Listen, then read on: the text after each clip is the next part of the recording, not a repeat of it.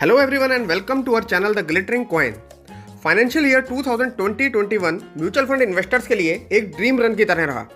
कुछ स्कीम्स तो इन्वेस्टर्स को 100% या उससे भी ज़्यादा रिटर्न्स देने में कामयाब रही, जिसकी इन्फॉर्मेशन आपको हमारे एक सेपरेट वीडियो पर मिल जाएगी, जिसमें हमने लगभग 15 ऐसे फंड्स को कवर किया है जिन्होंने लास्ट फाइनेंशियल ईयर में लगभग 100% या उससे भी ज़्यादा रिटर्न्स डिलीवर किए हैं।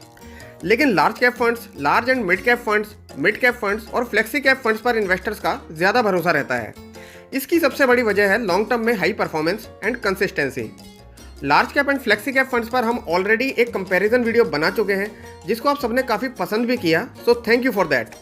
एंड आज हमने जो कैटेगरी चूज़ की है वो है large and mid cap funds. ये फंड्स लार्ज मार्केट कैपिटलाइजेशन वाली ब्लू चिप कंपनीज के साथ साथ हाई ग्रोथ प्रोवाइड करने वाली मिड साइज्ड कंपनीज में भी इन्वेस्ट करते हैं।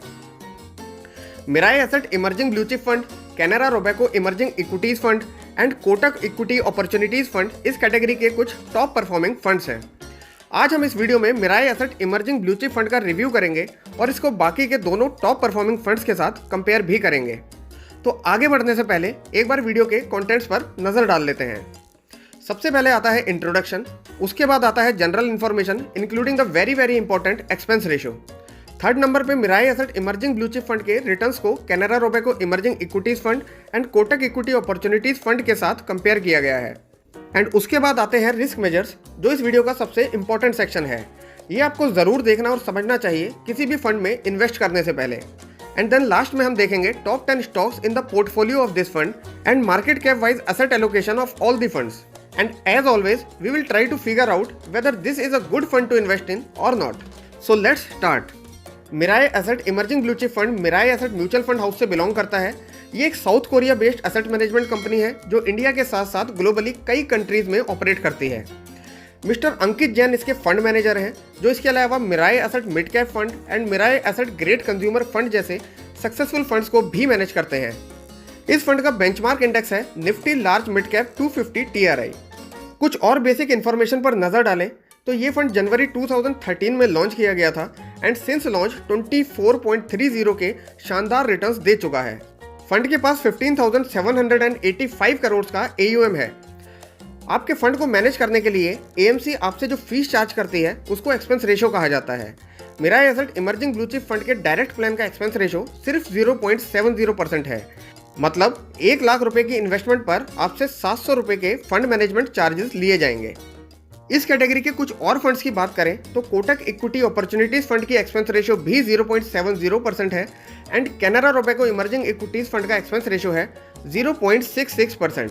सो एक्सपेंस रेशियो के मामले में तीनों फंड्स ऑलमोस्ट बराबर है। आगे हमने Mirae asset emerging blue chip fund के रिटर्न्स को Canara Robeco emerging equities fund and Kotak equity opportunities fund से कंपेयर किया है। 1 ईयर रिटर्न की बात करें तो Mirae asset emerging blue chip fund ने 86.3% के शानदार रिटर्न्स जनरेट किए हैं। Canara Robeco emerging equities fund ने लास्ट 1 ईयर में 73.6% और कोटक इक्विटी अपॉर्चुनिटीज फंड ने 71.1% के रिटर्न्स दिए हैं। 2 ईयर्स कंपैरिजन में Mirae asset emerging blue chip fund ने 21.7% का रिटर्न दिया है, Canara Robeco emerging equity fund ने 17.7% और कोटक इक्विटी अपॉर्चुनिटीज फंड ने 16.4% का रिटर्न दिया है।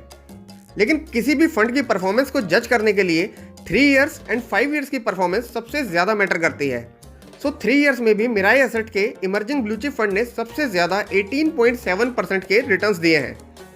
एंड इसके बाद सेकंड नंबर पर कोटक इक्विटी अपॉर्चुनिटीज फंड ने 14.1% and Canara Robeco emerging equities fund ने 13.6% के रिटर्न्स दिए हैं। बात करें 5 ईयर्स की तो इसमें भी Mirae emerging blue chip fund लगभग 22% के रिटर्न्स के साथ सबसे आगे है। Canara Robeco emerging equities fund ने 19.2% एंड कोटक के इक्विटी अपॉर्चुनिटीज फंड ने 16.9% के रिटर्न्स अपने इन्वेस्टर्स को दिए हैं। इसके बाद हम फंड के रिस्क और स्ट्रेटेजी के बारे में डिस्कस करेंगे। सो आगे का वीडियो बहुत ही इन्फॉर्मेटिव और इंटरेस्टिंग होने वाला है, लेकिन इससे पहले अगर आपने चैनल को सब्सक्राइब नहीं किया है तो प्लीज़ सब्सक्राइब कीजिए। आपके लाइक, कमेंट्स एंड सब्सक्राइब करने से हमें और अच्छे वीडियोस बनाने का मोटिवेशन मिलता है। सो प्लीज़ इस वीडियो को लाइक और चैनल को सब्सक्राइब कीजिए। Now let's move on to the most important section of this video, that is risk measures और रिस्क कैलकुलेटर। इसको एक बार समझ लेने के बाद आप किसी भी म्यूचुअल फंड को खुद एनालाइज कर सकते हैं। तो सबसे पहले हम कंपेयर करेंगे स्टैंडर्ड डिविएशन को। स्टैंडर्ड डिविएशन म्यूचुअल फंड्स पर मिलने वाले रिटर्न्स की वॉलेटिलिटी को मेजर करता है। High standard deviation means high volatility and high risk और लो स्टैंडर्ड डिविएशन का मतलब less volatility and less risk. Large and mid cap funds का ओवरऑल स्टैंडर्ड डिविएशन 23.57 है and Mirae asset emerging blue chip fund का standard deviation है 23.39, which means इस fund के returns category average से कम वॉलेटाइल है, which is a good thing. Canara Robeco emerging equities fund की standard deviation 23.32 and Kotak equity opportunities fund की standard deviation 21.72% है। सेकंड नंबर पे है शार्पे रेशो, जो हमें रिस्क एंड रिटर्न्स का कोरिलेशन बताती है। ये वैल्यू जितनी ज्यादा होगी फंड के लिए उतना ही बेटर माना जाता है। Large and mid cap fund category की शार्पे रेशो 0.34 है and Mirae asset emerging blue chip fund 0.59 की शार्पे रेशो के साथ कैटेगरी एवरेज को बीट करता हुआ नजर आता है। Canara Robeco emerging equities fund की शार्पे रेशो 0.42 है and Kotak equity opportunities fund की शार्पे रेशो 0.46 है। आगे हम देखने वाले हैं बीटा वैल्यू। तो बीटा वैल्यू भी किसी फंड की वॉलेटिलिटी की तरफ इशारा करती है। Less beta value means fund कम वॉलेटाइल या कम रिस्की है and high beta means high volatility and high risk. Mirae emerging blue chip fund की बीटा वैल्यू 1.02 है, जो कि 1.01 की कैटेगरी एवरेज के लगभग बराबर है। Canara Robeco emerging equities fund की बीटा वैल्यू 1 है and Kotak equity opportunities fund की बीटा वैल्यू है 0.94। लास्ट में हम सभी फंड्स की अल्फा वैल्यू चेक करेंगे। अल्फा वैल्यू से रिस्क एडजस्टेड रिटर्न्स को मेजर किया जाता है। अल्फा वैल्यू फंड मैनेजर की एफिशिएंसी की तरफ भी इशारा करती है। यह हमें बताती है कि फंड मैनेजमेंट टीम बेंचमार्क के कंपैरिजन में कितना एक्स्ट्रा रिटर्न जनरेट करने में सक्सेसफुल रही है। लार्ज मिड कैप कैटेगरी की अल्फा वैल्यू है -1.29% and Mirae asset emerging blue chip fund यहाँ पे क्लियरली काफी बढ़िया मार्जिन से आउट परफॉर्म करता है 4.47 की अल्फा वैल्यू के साथ। Canara Robeco emerging equities fund की अल्फा वैल्यू है 0.53 and Kotak equity opportunities fund की अल्फा वैल्यू है 1.24। सो फ्रेंड्स, आगे हम देखेंगे market cap wise asset allocation और ये देखने के बाद आपको क्रिस्टल क्लियर हो जाएगा कि फंड मैनेजमेंट टीम ने एसेट एलोकेट करने में किस कैटेगरी को प्रेफर किया है। Mirae asset emerging blue chip fund ने लार्ज कैप कैटेगरी के स्टॉक्स में लगभग 56% इन्वेस्ट किया है। Canara Robeco emerging equities fund ने लार्ज कैप में लगभग 50% और कोटक इक्विटी अपॉर्चुनिटीज फंड ने 47.8% फंड इन्वेस्ट किया है।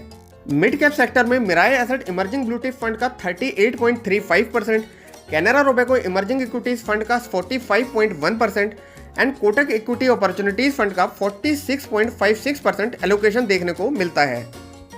So Mirae asset emerging blue chip fund ने लार्ज कैप स्टॉक्स पर ज्यादा भरोसा दिखाया है, जबकि बाकी दोनों ही फंड्स में इन्वेस्टमेंट्स को ज्यादा इक्वली डिस्ट्रीब्यूट किया गया है। Mirae asset emerging blue chip fund के टॉप 10 स्टॉक होल्डिंग्स की लिस्ट को भी हमने आपकी कन्वीनियंस के लिए इस वीडियो में ऐड कर दिया है। आप चाहे तो वीडियो को पॉज करके इस लिस्ट को चेक कर सकते हैं या चाहे तो इसका स्क्रीनशॉट लेकर भी रख सकते हैं। Now let's move forward to our point of view about these funds. Returns के पॉइंट ऑफ व्यू से इस फंड का ट्रैक रिकॉर्ड सबसे स्ट्रॉन्ग एंड कंसिस्टेंट रहा है। रिस्क मेजर्स में भी हमने देखा कि large and mid cap category का ये फंड कैटेगरी एवरेज से लेस वॉलेटाइल है एंड हाई रिटर्न्स प्रोवाइड करता है। सेक्टर वाइज एसेट एलोकेशन की बात करें तो लार्ज कैप कैटेगरीज के स्टॉक्स में इस फंड का मैक्सिमम एलोकेशन है and large cap stocks are comparatively less riskier than small cap और mid cap funds. Fund house and fund manager का ओवरऑल परफॉर्मेंस ट्रैक रिकॉर्ड भी काफी इंप्रेसिव है। सो वी बिलीव कि इस फंड से फ्यूचर में भी अच्छी परफॉर्मेंस की एक्सपेक्टेशंस बिल्कुल रखी जा सकती है। लेकिन अगर आप मिड कैप स्टॉक्स में थोड़ा ज्यादा एक्सपोजर लेना चाहते हैं तो Canara Robeco emerging equities fund को भी कंसीडर कर सकते हैं, which is also a very good fund. And mid cap sector long term में हाई रिटर्न्स जनरेट करने के लिए जाना जाता है। आई होप ये वीडियो आपको अच्छा लगा होगा। हमें सपोर्ट करने के लिए आप वीडियो को लाइक और चैनल को सब्सक्राइब कर सकते हैं, जिससे हम आपके लिए ऐसी और भी वीडियोस लाते रहें। अपने सजेशंस एंड क्वेश्चंस हमें कमेंट सेक्शन में जरूर बताएं। See you again and stay safe.